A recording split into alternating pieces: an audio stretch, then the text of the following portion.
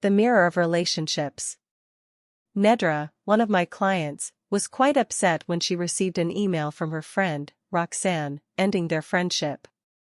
The email was quite blaming, telling Nedra that she was narcissistic, selfish, and uncaring. Roxanne complained that Nedra just talked about herself and was never there for Roxanne. "You don't listen to me. You don't care about me. You are never there for me when I need you." Nedra was stunned. In her experience, this was not going on at all. "I just can't understand how she could see me this way," she told me in our counseling session. Nedra's inclination was to write it off as projection. In her mind, this had nothing to do with her.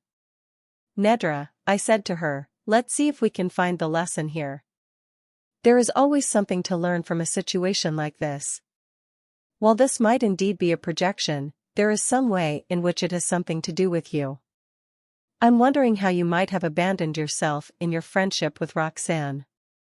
Well, often I didn't speak up for myself. Roxanne wasn't really open, so I would go along with things to avoid conflict. "So you didn't really take care of yourself in this friendship?" "I guess I didn't. I let a lot of things go. And recently I started to feel distant from her. I think I could feel that she wanted me to take care of her feelings, so I started to pull away. She is not open to learning and, while she talks a good talk about taking responsibility for her feelings, she doesn't really do it." "But it sounds like you didn't take care of your feelings either, that you ignored your own feelings to avoid conflict with her. So I would like you to try something with this email you received from her.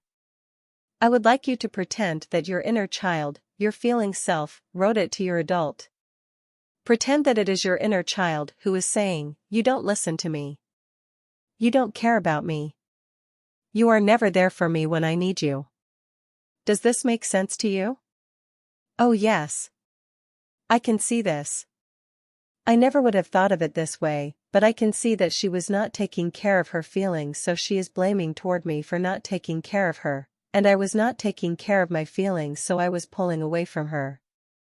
In a way, her letter to me is a gift to me." Right. You can see that you need to be going within more, paying more attention to your own feelings. It sounds like, at least in this relationship, your focus was outward instead of within. Yes, I often do this. And I can see that it never works out well. I have done the same thing in my relationships with men, and the relationships have never worked out. Okay, I'm going to start to pay more attention to my own feelings. But I'm wondering what I should do about the email? I have no idea what to say to her. I feel that I don't want to respond to her at all. Yes, I think that is appropriate. I don't see that there is anything to say. You can send her your love and your prayers and let it go. She has made it clear that she is ending the relationship and that she is not open to learning or exploring with you.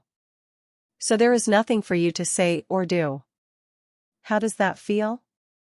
I actually feel relieved. I'm excited to have learned this from the letter. All my resentment is gone and I feel complete with this.